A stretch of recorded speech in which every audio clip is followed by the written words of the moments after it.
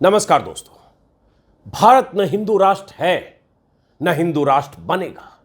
बागेश्वर धाम के धीरेन शास्त्री जैसे बहुत से पंडित, बाबा और कथावाचक आए और गए। ऐसे और भी बहुत से आएंगे और चले जाएंगे। भारत न हिंदू राष्ट्र है न हिंदू राष्ट्र बनेगा।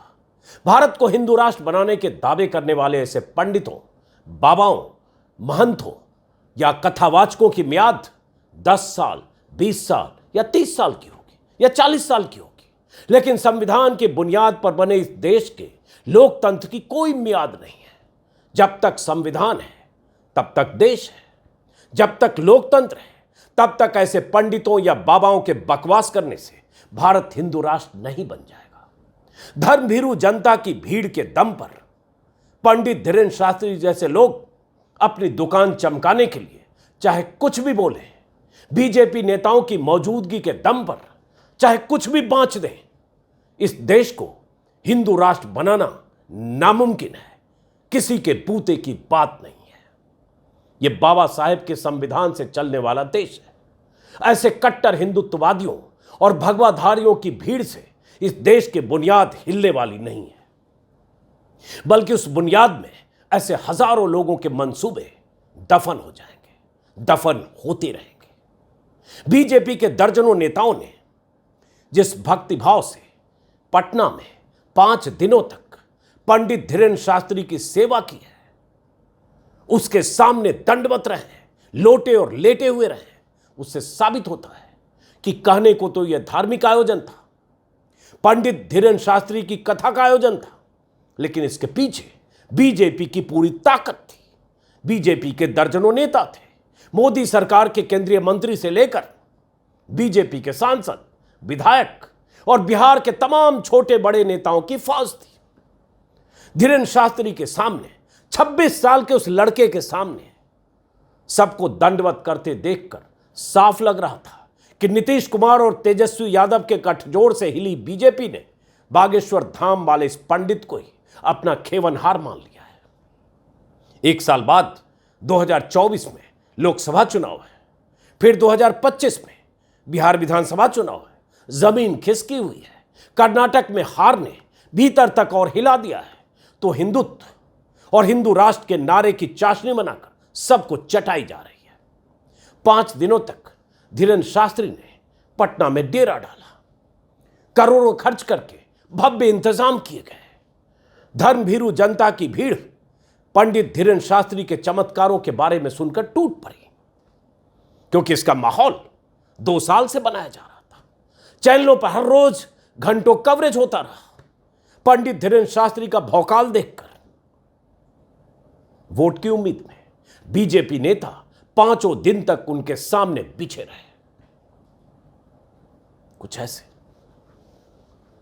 साफ दिख रहा था कि धर्म और सियासत के घालमेल से तैयार किया गया एक ज्वाइंट वेंचर था, जिसके एक पार्टनर पंडित धीरेन शास्त्री थे और दूसरे बीजेपी नेता। तभी धीरेन शास्त्री अपनी कथा में कह गए, और यह कोई कथा की बात है, कि हमारा जो संकल्प है वो बिहार से पूर्ण होता दिखाई पड़ रहा है। हम एक बात कह देते हैं इस कथा के माध्यम से, आज एक संकल्प लेकर घर जाना। जिस दिन इस बिहार राज्य के 13 करोड़ लोगों में से 5 करोड़ लोग ही अपने घर के बाहर धर्म का ध्वज मस्तक पर तिलक लगाकर निकलने लगेंगे, उसी दिन भारत हिंदू राष्ट्र की ओर अग्रसर हो जाएगा।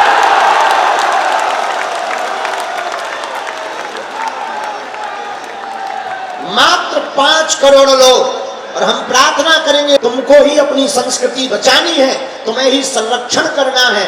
हम तो केवल अपने प्राण दांव पर लगाकर तुम्हें जगाने आए हैं, और जब तक तुम जग नहीं जाओगे तब तक हम तुम्हें जगाते ही रहेंगे। ये पंडित धीरेन शास्त्री ने अपनी कथा के दौरान कहा। धीरेन शास्त्री के इस बयान पर बवाल होना लाजमी था।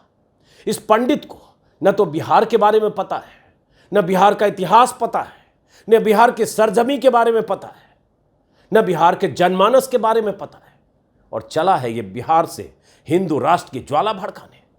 ऐसे बयान देकर, कथा में इस तरह की बातें कहकर पंडालों में जुटी भीड़ से इसे भ्रम हो गया, जिसे टूटने में वक्त नहीं लगेगा। टूटेगा, बहुत जल्दी टूटेगा। 2 साल के भीतर टूटेगा और कई बार टूटेगा। मुख्यमंत्री नीतीश कुमार से लेकर आरजेडी नेताओं की तरफ से धीरेन्द्र शास्त्री के हिंदू राष्ट्र वाले बयान पर ऐतराज जताया गया, लेकिन बीजेपी नेता धीरेन्द्र शास्त्री के कार्यक्रमों में शामिल होते रहे। नीतीश कुमार ने तेजस्वी यादव की मौजूदगी में अपने अंदाज में जो कहा वो भी सुना जाना चाहिए। नीतीश कुमार पंडित धीरेन्द्र शास्त्री को उसकी हैसियत भी बताते रहे और यह भी कि देश का मतलब क्या है। आजादी की लड़ाई हुई और कौन आजादी की लड़ाई लड़े थे? आज जो लोग लड़ करके आज जो बना संविधान बना सब लोगों की सहमति से, और जो बापू ने जो कुछ भी किया, राष्ट्रपिता महात्मा गांधी ने और सब लोगों ने किया, तो जो नामकरण है अब उस नामकरण को ना स्वीकार करना चाहिए, उसके बाद कुछ बदलना चाहिए।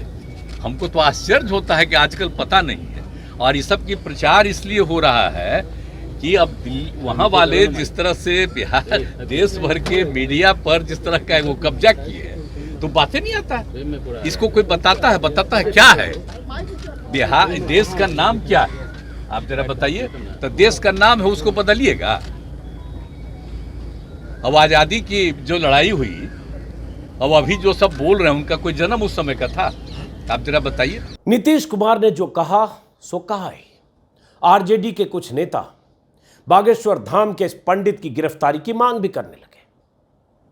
कहने लगे कि जैसे लालू यादव ने लाल कृष्ण आडवाणी के रथ को रथ यात्रा के दौरान रोका था, उनकी गिरफ्तारी की थी, वैसे ही पंडित धीरेन्द्र शास्त्री की भी गिरफ्तारी की जाए।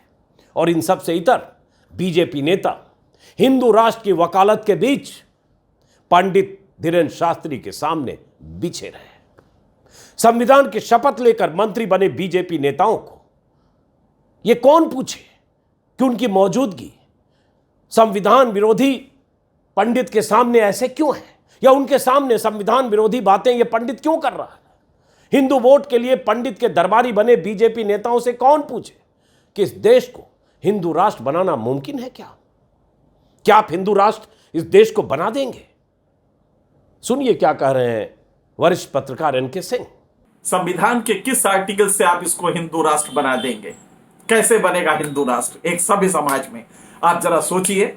जब तक डॉक्ट्रिन ऑफ बेसिक स्ट्रक्चर रहेगा इस देश में, हालांकि उसको भी आपके देख रहे हैं, वाइस प्रेसिडेंट हर तीसरे दिन कहते हैं, लॉ मिनिस्टर हर तीसरे दिन कहते हैं कॉलेजियम खराब है, डॉक्ट्रिन ऑफ बेसिक स्ट्रक्चर खराब है।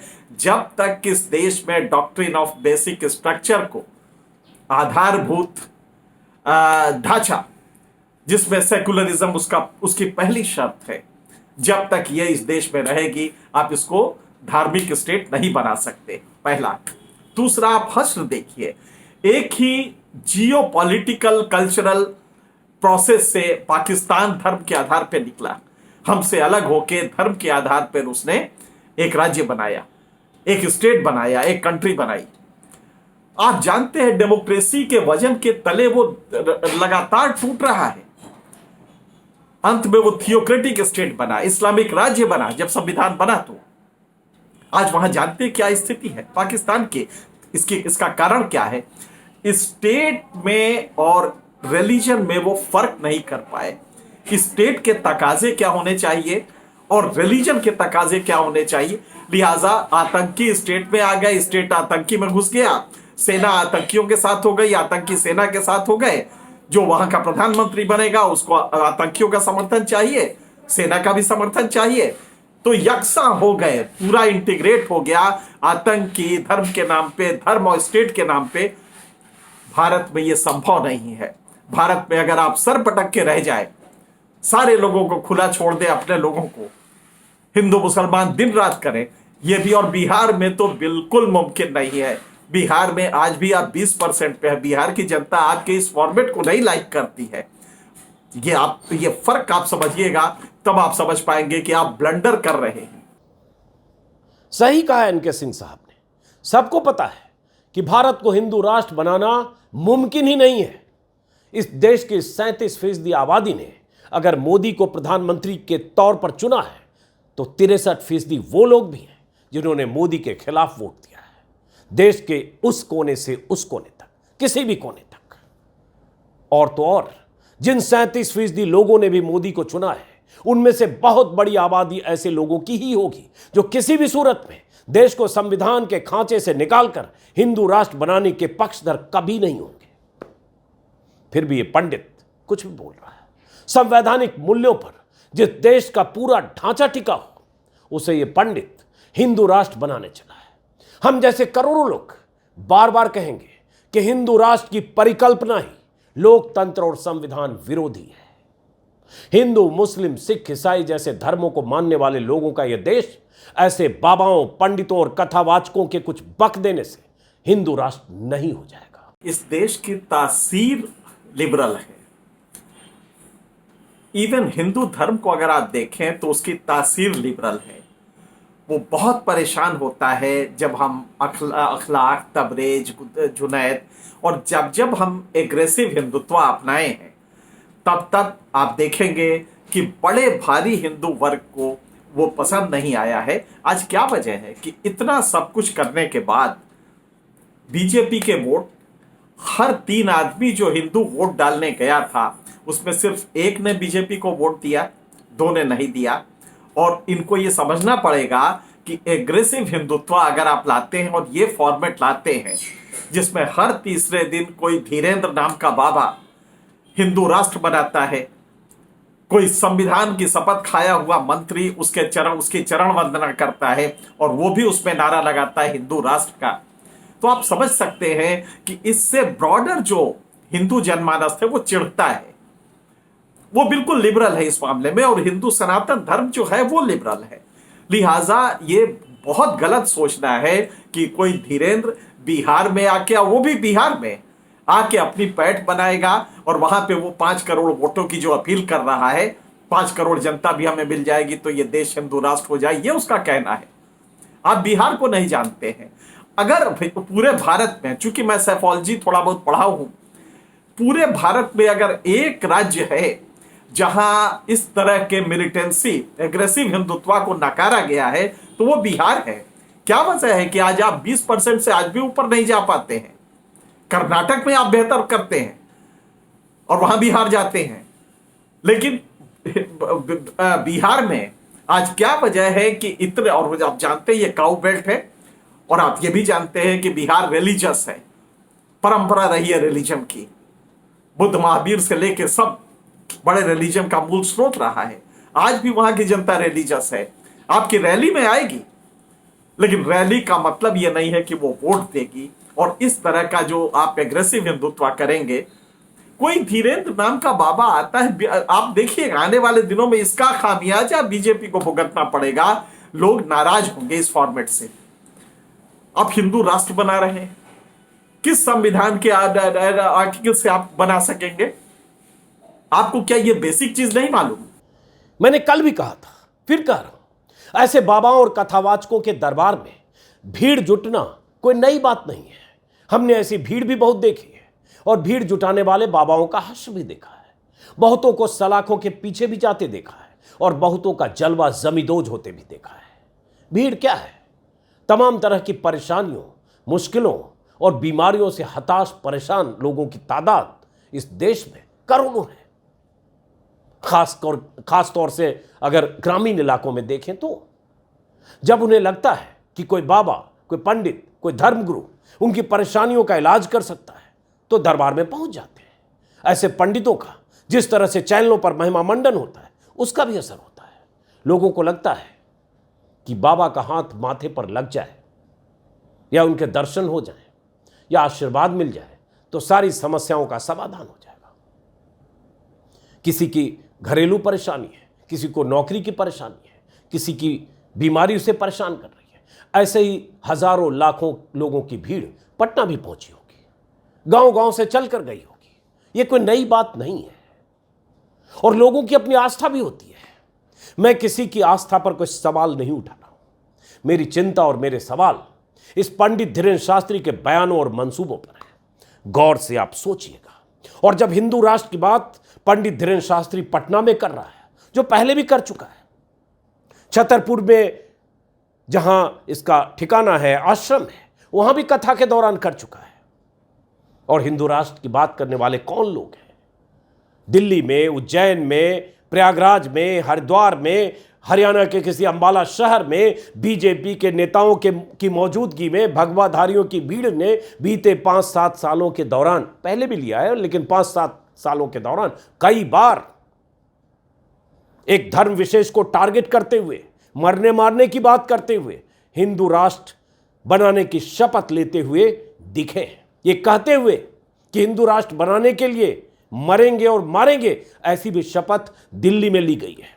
सुप्रीम कोर्ट में मामला है और सुप्रीम कोर्ट से कहा गया कि हेट स्पीच है ये। अगर कोई इस तरह से हिंदू राष्ट्र की बात करते हुए किसी को टारगेट करता है, किसी धर्म को टारगेट करता है, साफ साफ ये हेट स्पीच है। किसी से भी पूछेंगे और समझने की कोशिश करेंगे। पड़ोस में पाकिस्तान है जिसका जिक्र हिंदू राष्ट्र की वकालत करने वाले लोग वहां के हाल का जिक्र बार बार करते हैं। क्या हो रहा है वहां? धर्म की बुनियाद पर थियोक्रेटिक स्टेट ही तो है पाकिस्तान। भारत को आप क्या बनाना चाहते हैं? इसलिए मैंने कहा सोचिएगा गौर से उन चेहरों के बारे में जो हिंदू राष्ट्र की शपथ भी लेते हैं। उन सब के बीच एक इकोसिस्टम काम करता है, सबके बीच एक भाईचारा भी है, सबका कुल गोत्र भी एक है, सबकी मंशा भी एक है और सब ऊपर अगर देखेंगे एक ही कुनबे से आते हैं। मकसद क्या है आप समझ सकते हैं। चुनाव मैंने जैसा कि कहा अगले 2 साल में 2 अहम चुनाव, लोकसभा, बिहार की अगर बात करें उसके बाद विधानसभा। और बिहार में बिहार की जनता कैसे मतदान करती है ये सब ने देखा। मैंने जिक्र किया बिहार की जमीन का, वहीं क्रांति की धरा है। जयप्रकाश नारायण ने उस आंदोलन का बिगुल जिसने देश के एक ताकतवर प्रधानमंत्री को अपदस्थ किया था वो भी बिहार से फूका था। तो इसलिए बिहार में बाबा का ये खेल तो चलने वाला नहीं है। भीड़ को जो लोग वोटर समझकर बीजेपी नेता गफलत में है उन्हें भी पता चल जाएगा 2 साल के भीतर कम से कम 2 बार। फिलहाल इस वीडियो को खत्म करते हैं।